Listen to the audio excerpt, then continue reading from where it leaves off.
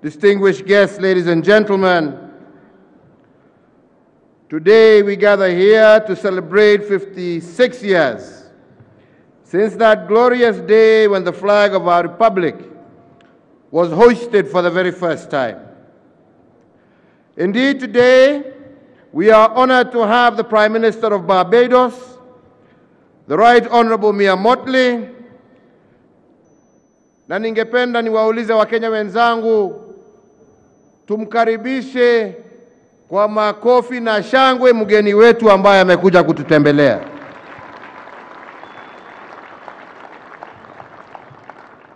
Prime Minister, your acceptance to join us to celebrate our Jamhuri is a clear indication of your commitment to the promotion of Pan-Africanism and the bridges that unite the Caribbean and the continent of Africa in friendship, solidarity, and fraternity. On the 12th day of December in 1964, the people of Kenya witnessed the birth of an independent state, a culmination of decades of the struggle for independence. That indeed was an astounding feat, achieved through a shared quest to liberate our homeland, a homeland that we fought hard for until we wrestled it out of the unwilling hands of a mighty power, and we stood against what seemed insurmountable odds, but nevertheless our forefathers prevailed. And so today, as we celebrate our sovereignty, we honor those who gave their lives so that we could live free. Those who fought in the forests and the valleys, the mountaintops and plains, those who stood their ground in Lechcore and refused to be compromised with the promises of a half-baked and empty independence. Those who guarded the young Kenya against adversaries, and indeed until today, those who stand at our borders, on our streets, and in our public offices at home and abroad, defending and advancing our sovereignty and national interest. As a nation, we shall remain grateful to our independence-era heroes for delivering a free Kenya and restoring our ability to govern ourselves and to determine our own destiny. Today, we are called upon to honor their commitment and sacrifice by being true to the ideals that they lived and died for, most especially the ideal of one Kenya, united, strong, and prosperous, with freedom and justice for all. Fellow Kenyans, at independence, Kenya was a nation of hope and potential. Today, we are gatekeepers of our liberty, and our nation is a beacon of freedom and a lighthouse that continues to shine the way for other nations. The ideals of freedom, democracy, and prosperity are helping in shaping our region and beyond. At the dawn of our republic, we stood at about 8.9 million Kenyans. Today, we are a nation of 47 million, and we, the people, remain Kenya's greatest asset and resource.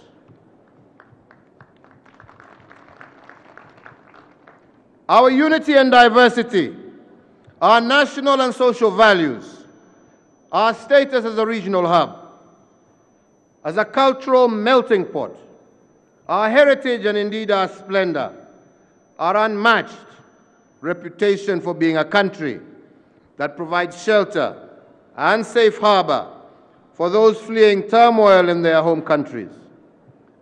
These ideals of our founding fathers are alive and well in today's Kenya. Kenya of today is the river that flows from the source of greatness, And this greatness is embodied in the spirit of those who went before us. That Kenya would become a country devoid of poverty, ignorance, and disease. Inspired by the ideals of the independence generation and empowered by the resolve to always be better, to be just and progressive, we are making every endeavor to return the river back to its course. We are returning the river to its course by turning every hurdle that we come across into a stepping stone, and every challenge into an opportunity, as we face every obstacle and build a bridge for a better future for all. In the years since we attained independence, Kenya continues to grow by leaps and bounds, growing from strength to strength, buoyant by a devolved structure of governance that has accelerated development across our republic. From Shimoni to Moyale, from Embu to Bungoma, from Siaya to Kiambu, from Eldoret to Voi, from Mandera to Kisii, from Wajir to Narok, all across the country, we have found shared destiny in our diversity. Brick by brick and generation by generation and administration after administration, we are building on years of steady progress to achieve national renewal and rebuild the bonds of brotherhood amongst our people by weaving a new and stronger fabric of patriotism and nationhood. And with this national endeavor, the wealth, security, democracy, and vitality of our republic will set us head and shoulders above our peers. We are returning the river to its course by fostering national unity and inclusiveness through building bridges of unity towards a better Kenya for all. Make no mistake, fellow Kenyans, in 2019, Kenya has chosen to consign to the dustbin of history partisan divides and politics that is centered on individual interests at the expense of our common good. In 2019, we have anchored our dreams and aspirations on a unity that resonates with that which existed in the independence era generation. Kenyans today must now unite to drive the remnants of poverty, disease, illiteracy, inequality, division, and conflict from our nation. This monumental task towards sustainable development can only be achieved if we remain united, focused, and driven by the desire to always put our country first. Tuweke Kenya mbele, tuweke Kenya kwanza. My fellow Kenyans, at independence, Kenya inherited a country stripped bare by a colonizing power whose only intention was to extract. We inherited a country beset by poverty, illiteracy, poor health, and chronic underinvestment in infrastructure, as well as social amenities. We were divided along ethnic and religious differences. We were a colonial relic whose identifying marks were inequality, injustice, poverty, exploitation, and oppression. Years later, I believe we can look back with pride at certain important milestones that we have achieved and the tremendous steps that we have taken to steer our country forward. By way of returning the river to its course, my administration is vigorously implementing Kenya's economic blueprint, our Vision 2030, whose current phase, the third medium-term plan, is prioritized as the Big Four agenda. And the agenda focuses on a decent roof over many more heads at affordable costs, affordable health care for all, food and nutrition security for all Kenyans, and job creation and economic growth through manufacturing. The Big Four agenda is crafted to accelerate the realization of the overriding objective of Vision 2030, which is to transform Kenya into a newly industrializing, middle-income country, providing a higher quality of life to all her citizens by 2030 in a clean and secure environment. Fellow Kenyans, as I stated in the beginning, our most valuable asset is our human resource.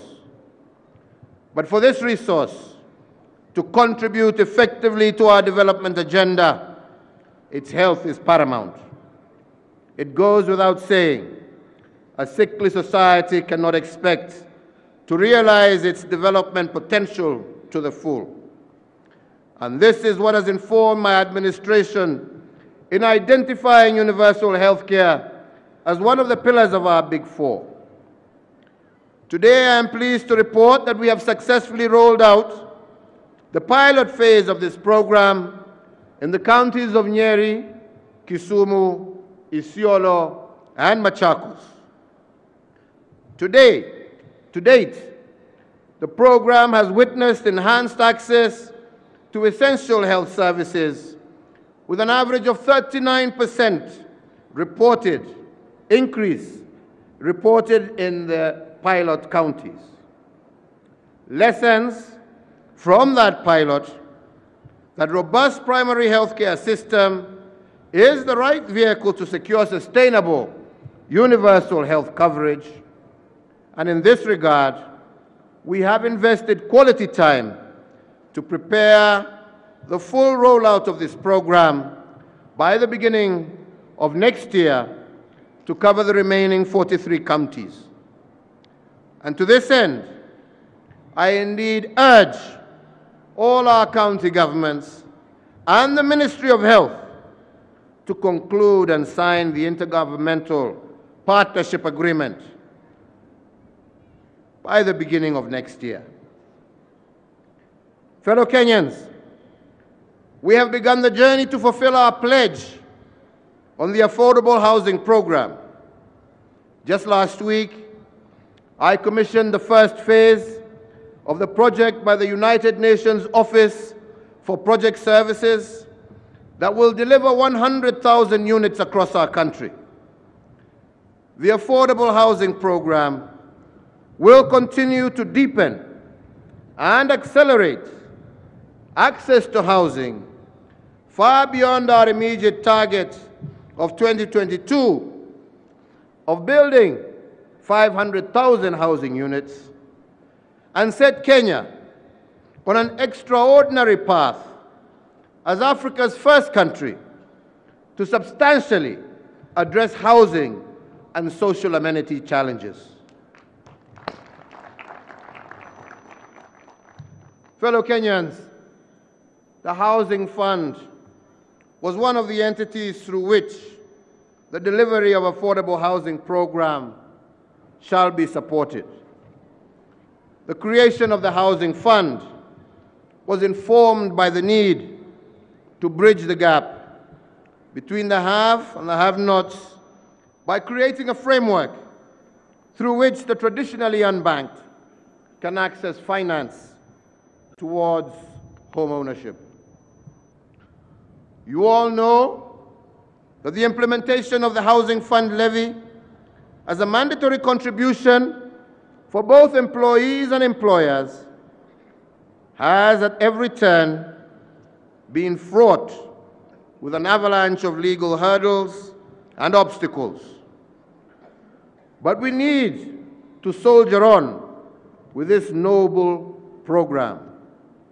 And in this regard, and to ensure that the implementation of the program is not derailed any further, I have directed and ordered that the Ministry of the National Treasury, as well as the ministry responsible for housing, to move to Parliament for a revision of the legal requirement in respect of the Housing Fund levy to make the contribution voluntary, and this should happen with immediate effect.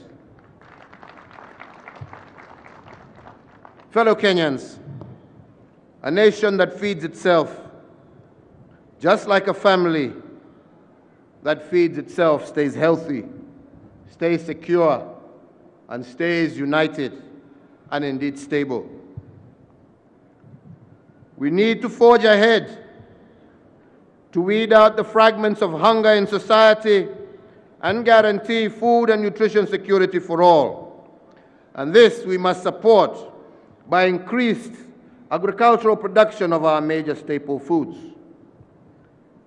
We need to enhance earnings of our farmers, and we are going to continue to promote agriculture through structured trading by negotiating market access for our produce in international markets, and indeed restructuring our Kenya National Trading Corporation to better receive and manage farm produce. We continue to promote our produce abroad, to deepen markets, and further explore marine and aquaculture resources in consideration of the new global blue economy model. With respect to our cash crops, we are making every effort to revitalize and restore their contribution to our national life and assure the future of our coffee and tea in Kenya. We will continue to support tea farmers to enhance diversification of tea varieties, while also restructuring coffee value chains to stimulate productivity and value addition. We recognize that tea and coffee have been prime export products for Kenya since our independence. The increase in cotton production is also another key development within the agricultural sector. The revival of Rivertex and others that are following is providing a ready local market for our cotton.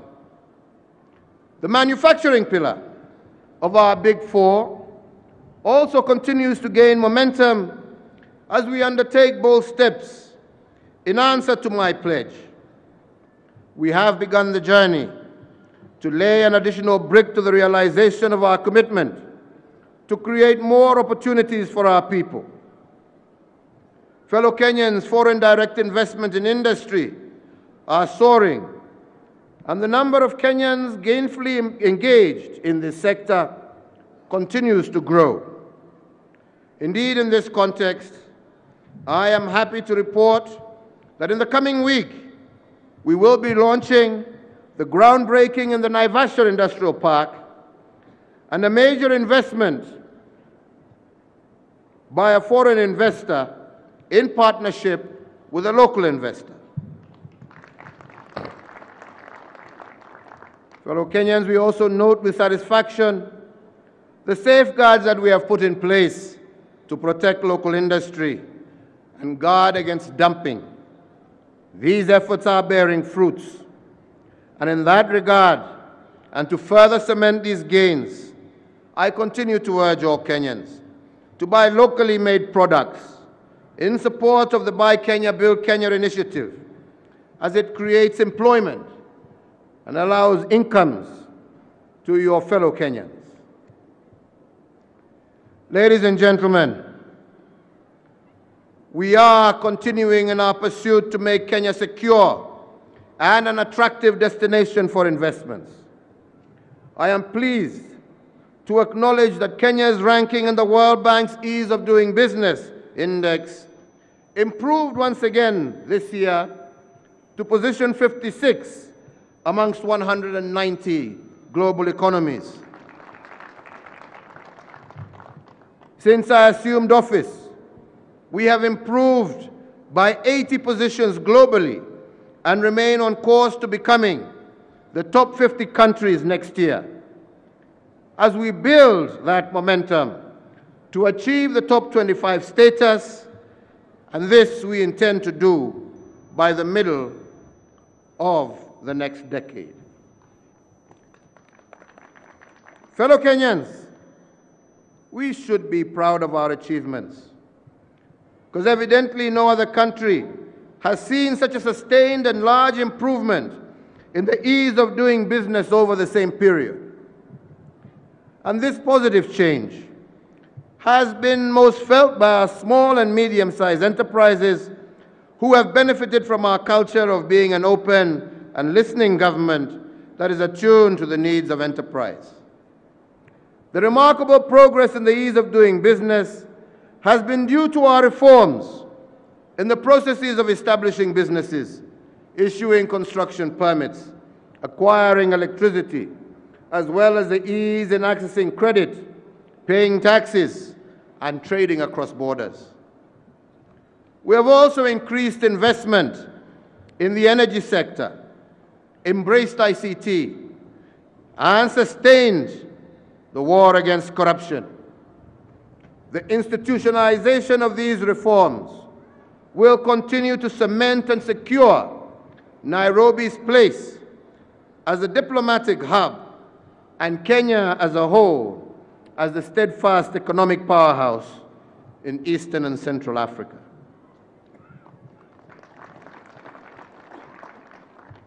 There is no doubt that the pace at which our economy is growing is not fast enough to keep pace and to absorb all the graduates and young people released into the job market every year. So to accelerate economic transformation, my administration is focused on other salient factors that are holding back the potential of our enterprises, particularly with regard to taxes and tax administration, reduction of where possible, elimination of fees or charges levied by government agencies, as well as the private sector, reduction of bureaucracy, and indeed the simplification of processes in trade, access to credit, and streamlining consumer protection assurances. In order to address some of these challenges, I have ordered and directed that the National Treasury and the Kenya Revenue Authority review our tax structures, especially in relation to our small and medium businesses, so as to reduce the tax burden while fostering tax compliance. Further, as a way of reducing the compliance burden on employers, all employer contributions and deductions of NSSF, NHIF, PAYE, and NITA shall be made through a unified payroll return submitted to the Kenya Revenue Authority. In recognition, fellow Kenyans, of the fact that up to 40% of the value of commercial disputes for claims under Kenya shillings 1 million are taken up by court fees and advocates' charges, thereby making the cost of recovery prohibitively high. I have also directed that the National Treasury and the Office of the Attorney General to engage with the judiciary and formulate a framework that will anchor the waiver of court fees for commercial disputes of less than 1 million shillings, effective 1st March 2020, and further cause amendments to the advocate's remuneration order to make advocate charges in such court cases more accessible to Kenyans. The repeal of the law capping banking lending interest rates introduced, and in the introduction of groundbreaking financial products such as TAWI, which is geared towards providing affordable credit to SMEs, has already positively impacted hundreds of our small and medium-sized businesses by availing low-cost financing, despite this product only having been launched recently. In the coming months, my administration will introduce other products, such as Tawisha, SME Mashinani, and other administrative measures geared towards our SMEs in order to enable them to play their rightful role in our economic transformation agenda. Ladies and gentlemen, millions of Kenyans woke up this morning in a nation that has one of the highest rates of electricity connection in the developing world. The Last Mile Connectivity Initiative has turned electricity connection from a luxurious dream, unattainable in most Kenyan homes, to an ordinary facet of life, now enjoyed by over 75% of all Kenyan homesteads. Our children no longer strain their eyes reading under the light of candles or choking from the fumes of paraffin lamps. The vision of our fathers and mothers in villages across Kenya is now powered as those in our towns and cities, affording them equal opportunity to actively participate in national development. We are returning our river to its course through sustained investments in our education. Where once education was the preserve of a few, we now pride ourselves as a nation with one of the highest levels of literacy among our peer nations. In Africa, Kenya boasts the highest rate of primary to secondary school transition, now at 100%. When our learners sit down to acquire knowledge and to discover their full potential, they do so guided by a new world-class competence-based curriculum that extensively utilizes digital learning platforms fit for learning practices and the demands of the 21st century. Our education system has also witnessed a rapid expansion of tertiary education, both in terms of access as well as scope. And our universities, polytechnics, and vocational training institutions ensure that every Kenyan has an opportunity to further their knowledge and expertise, fueling livelihoods and enabling passions and dreams to come true. Indeed, in the medical field, we have a Kenyan doctor already, Peter Mwithera, who has extensively researched and has come up with a gel that, once applied, will prevent contact of HIV viruses and other sexually transmitted diseases. The bounty of Kenya's superlative human capital not only drives our own society and economy, but also that of other nations. Our own highly educated citizens are much sought after all over the globe. To signify the changing fortunes of our homeland, diaspora remittances grew by 10.9% from Kenya shillings 266 billion to Kenya shillings 295 billion between June of 2019 and June of 2018 and June of 2019, overtaking earnings from exports of tea and coffee as the largest source of foreign exchange. My fellow Kenyans, when we leave our homes every morning to travel to schools, our workplaces, or social centers, we now do so on a network of high-standard roads, express highways, and dual carriages. From Kibwezi to Kitui Road, from Lokicha, Lodwar, Nakadok, Mombasa kwa Jomvu, Isibania, Kisii, Ahero, Our network of roads drive our economy. Where once bitumen standard roads were few and far between, now almost every corner of Kenya features extensive kilometers of top-grade roads, with others actively under construction. Plans are indeed already underway for even greater expansion, and key amongst them is East Africa's first overpass from JKIA to Westlands, an overpass that we recently inaugurated and presently under construction.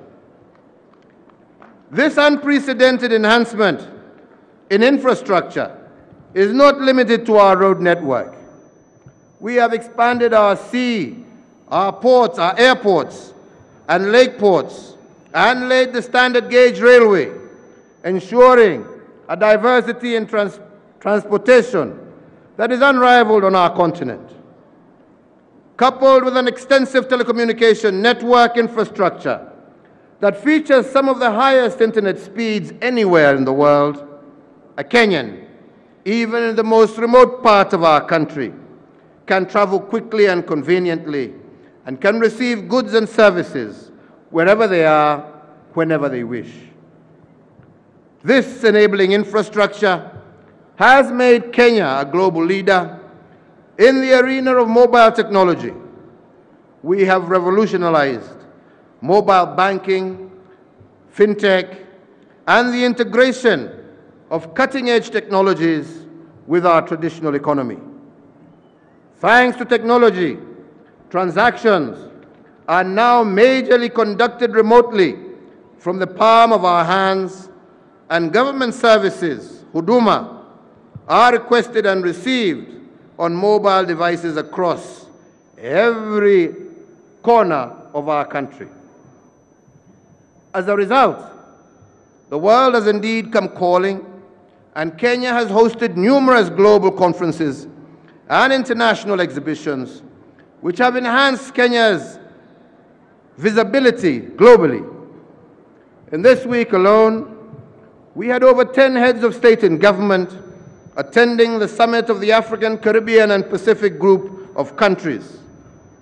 All across our country, transformation is taking place, and our country is intensely under construction. From the largest wind power in Africa that places Kenya as the world leader in green energy, to petroleum exploration in Turkana, that in August propelled Kenya to the list of oil exporting countries of the world, to a new port in Lamu, that is in addition to the expansion of the ports of Kilindini in Mombasa, to Isiolo's International Airport, and the numerous upgraded airstrips in numerous counties, to the rehabilitation of the port of Kisumu on the shores of Lake Victoria. As an affirmation of the progress that we have made, and in honor of our solemn and sacred duty to conserve our environment for current and future generations, in recognition of our credentials in green energy, Kenya was ranked 5th globally and 1st in Africa in the annual Bloomberg Climate Scope Index for the year 2019. Our initiatives across the country are complemented by the transformation also being undertaken by county governments across the country. And I'm pleased to note that every county in Kenya has at least one major infrastructure project designed to directly benefit Mwananchi. These infrastructure projects are creating jobs and driving primary, secondary, and ancillary businesses. They are fueling our economy and giving our growth and development greater impetus, thus creating the Kenya that our forefathers had envisioned. Our bold transformation agenda for a better Kenya, initiated in April of 2013, has bridged the standards of living in rural Kenya and that in urban Kenya. The vast inequality and disparity that typified the Kenya of just a decade ago has almost entirely been eliminated. A farmer in rural Kenya has agricultural support services within easy reach, and their produce reaches markets faster through an improved transport network. Once sleeping villages and town centers, these have brought back to life due to decentralization of government services as factories spring up and once mothballed industries bounce back to life. We are a government that also cares for its people, especially our senior citizens who have attained the age of 70, and this also with our orphans, vulnerable children, and persons living with severe disability who now receive a monthly stipend from government so that they can continue to live a life of dignity. This transformation also means that life in urban Kenya no longer features the rampant crime and insecurity that was prevalent just a decade ago. We have reformed, modernized, and revitalized our police service. We have equipped it with the resources necessary to prevent, detect, and deal with crimes effectively. And we have coupled this with an extensive program of street lighting, CCTV cameras, and enhanced foot and vehicular patrols, in addition to a very successful Nyumba Kumi initiative. We continue to improve our country by improving planning and service provision while allowing your taxes to work better for you. Towards this, we conducted a successful national census this year. Soon after the rollout of Huduma Number, a unique personal identifier. Building up on this success story, we hope to be able to implement some of these in the new year. Fellow Kenyans, a nation is only as strong as its institutions. Personalities will always come and go, but institutions endure. They outlast all of us, and it is therefore my intention to ensure that we fully institutionalize our governance and administrative principles and values as laid out in our Constitution and other laws. Our civil service is the engine that drives the realization and implementation of our nation's aspirations and development agenda. All our state organs, both tiers of government, and all three arms of government are supported by dedicated and diligent public officers. Fellow Kenyans, most of our civil servants are hardworking and selfless. They are akin to the freedom fighters who braved awful conditions to wage a righteous war for independence against colonizing powers. At both national and county level, they are birthing an even better Kenya through pens, papers, computers, and a renewed commitment to duty and the fight against corruption. The rule of law, good governance, integrity, transparency, and accountability are the pillars of our constitutional democracy. They are the golden thread that is woven across the entirety of our supreme law. Their inclusion was a deliberate codification of the shared values of the people of Kenya and their common aspiration for a better, more responsive and participatory government at both levels and across all three arms of government, all civil servants, and indeed all public servants.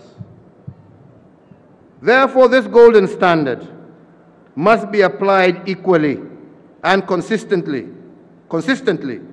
to all, without fear and without favor. This is not only our sacred moral duty, but also our solemn legal obligation demanded of us by the Constitution and by statute laws.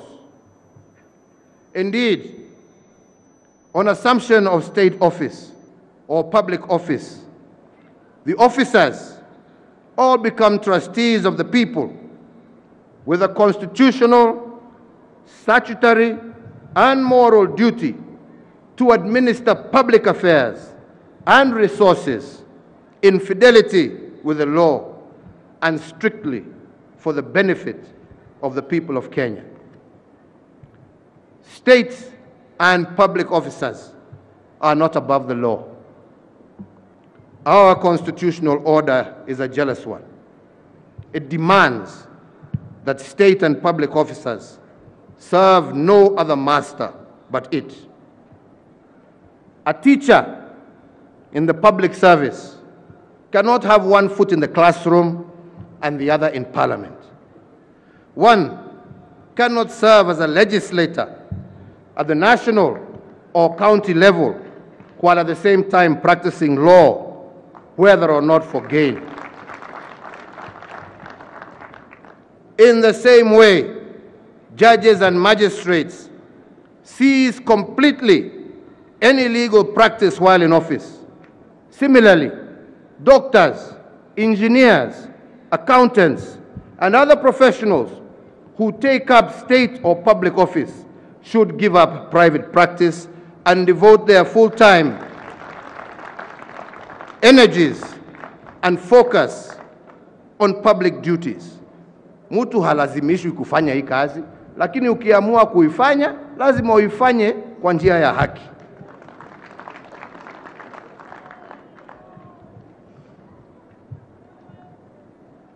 Professionals who take up state and public offices should give up private practice and devote their full-time energies and focus on public duties, and without the perception that they are using state or public office as a mere platform to advance personal interests. Fellow Kenyans, is it fair, is it right for legislators who have control over funds and exercise oversight over the judiciary to appear in courts as counsel? Is it fair on the judicial officer hearing the case or other parties that one party in the case is represented by persons who can literally change the law applicable to the dispute, control the career progression of the judge or magistrate, or are able to speak with the voice of an entire arm of government? The position, fellow Kenyans, is simple.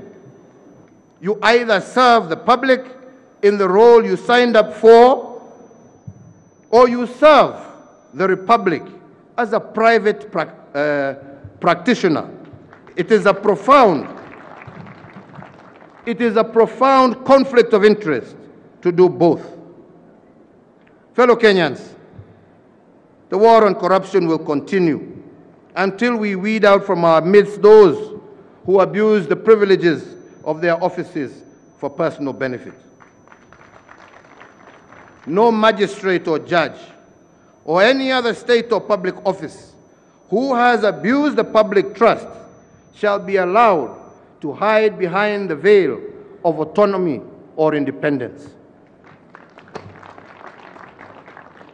So I have therefore directed the Attorney General to fast-track the submission to Cabinet for approval and transmittal to Parliament the law on conflict of interest, which has already been subjected to stakeholder consultation.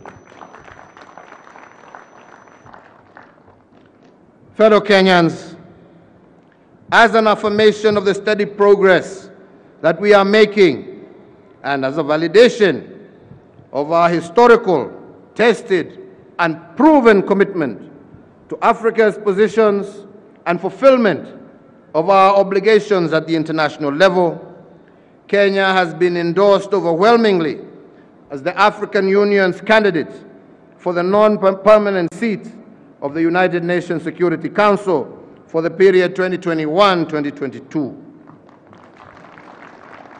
Kenya is ready to serve, and we commit to pursue our shared prosperity and advancement of humanity. Fellow Kenyans, over the years of our independence, our democracy has evolved tremendously. Kenya has over the years taken bold and necessary decisions required to better our democracy, our legal order, and the ability of government to serve and to deliver the Kenyan dream.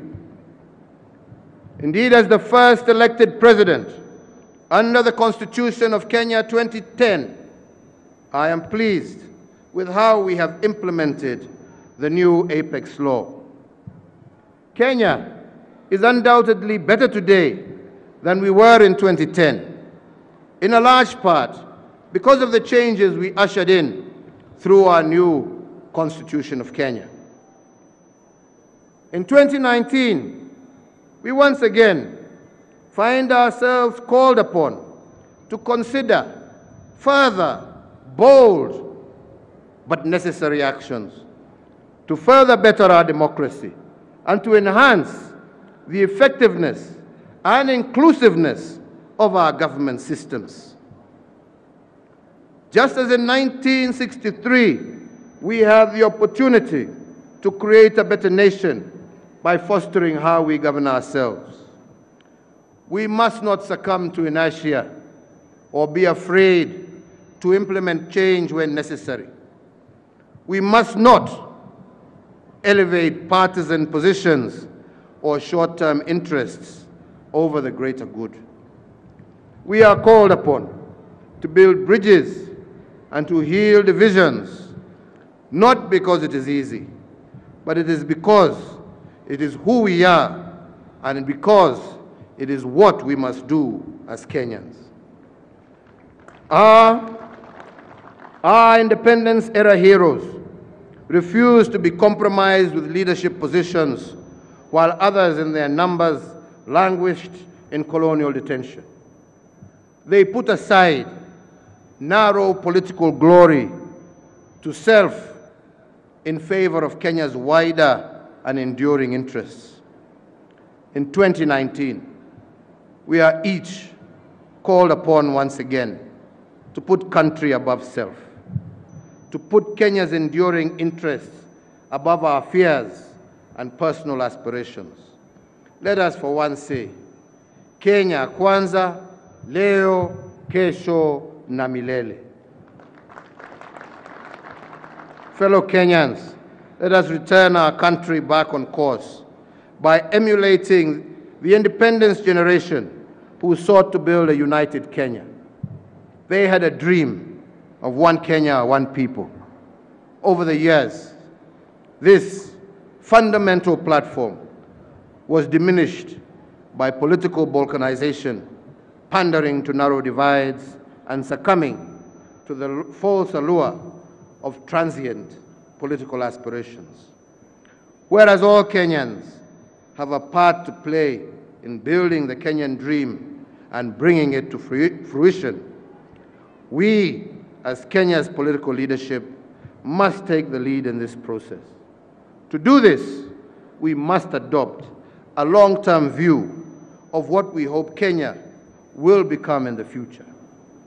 And in this regard, we must remember that ancient African mantra that goes, and I quote, "A society grows great when old men plant trees in whose shade they know they shall never sit," end quote.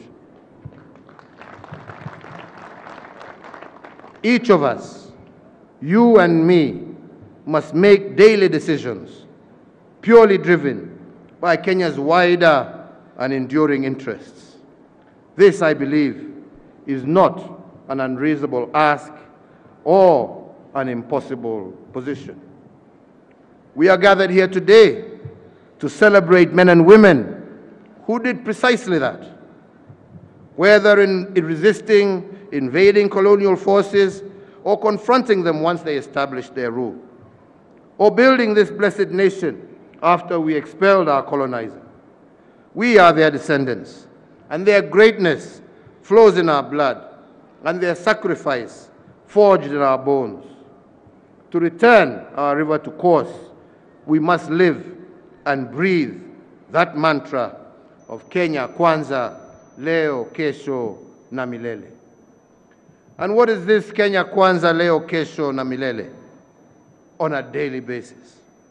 It is committing, like the independence-era generation, to doing all that is necessary for Kenya to thrive and to achieve our collective aspirations for a brighter and better tomorrow. In 2019, we are not asked to fight in the forests or to confront colonial powers.